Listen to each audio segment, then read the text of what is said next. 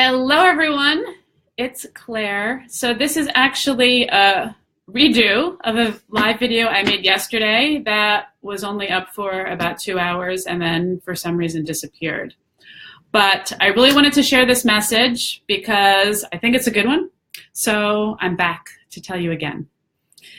So I had a recent encounter at Toastmasters, and if you've been friends with me or following me for the past couple of years, you know that I joined Toastmasters, which is a international public speaking organization.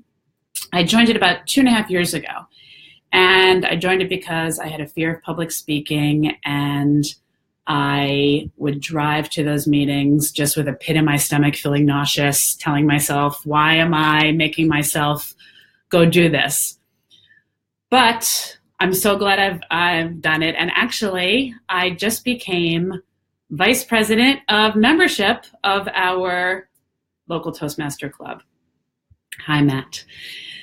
So we recently had a guest come in, and at the end of the meeting, I was talking to him. And as he was describing why he was looking to join Toastmasters, it really struck me that how he was feeling was very much how I felt 2 years ago. And at the time, I was so tortured and thought, this is going to take forever for me ever to be comfortable here and doing this. And it did take a long time, but you know what? The time passed anyway. And now I'm at the point where I can look back and I can be encouraging to someone, and I can actually be mentoring them to get through the struggles that I went through. And a good lesson is that the time is going to pass anyway. You know, I have hardly any regrets in my life because I'm very happy where I am. But I do regret not joining Toastmasters a year earlier when I first looked into it. I looked into it a year earlier and I wasn't so sure that I actually wanted to do it.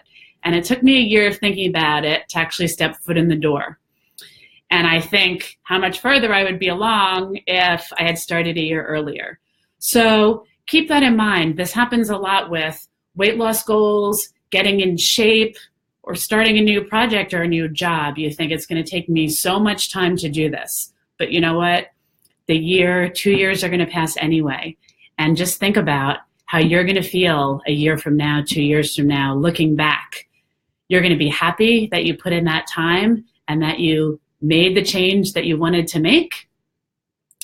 The other thing that I learned from this, or struck me, is just about consistency and how I was going just 1 hour a week to these meetings. It wasn't a really big effort, but going 1 hour a week for 2.5 years has really changed me.